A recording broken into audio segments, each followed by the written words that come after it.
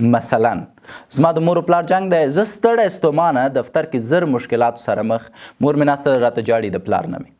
اوس په دې حالت کې زه څه وکړم؟ مور ته مې چې یاره زه ستړی ستومانه یم، هېڅ درک نه لرې، حداقل چې زه راشم را سره په خوشحالۍ وخانده. نه، زه دا حق نه لرم. ځکه زه دا خبره وکړم یو خو مې مور پلار خفه کړي او بل یې زه خفه کړم، د ما ګټه به څه شي؟ زه بیرته په ارامه ویده کیدی شم؟ نه. پس فایټ دلته بهتره خبره نه ده. بهتره موضوع چې ده فلایټ څنګه وکړم؟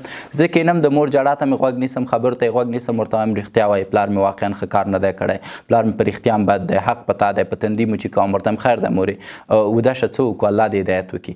اوس مې مور وایي چې وګوره زوی مې ما طرفداري وکړه، په خوشحالۍ ویده کېږي. راځم بل اطاق کې مې پلار مه راورناستی، پلار ته مې هم څه خبره ده، پلار مې مور ته کنځلې کوي چې د دې داسې ماته چای په وخت نه راوړو یا فلان.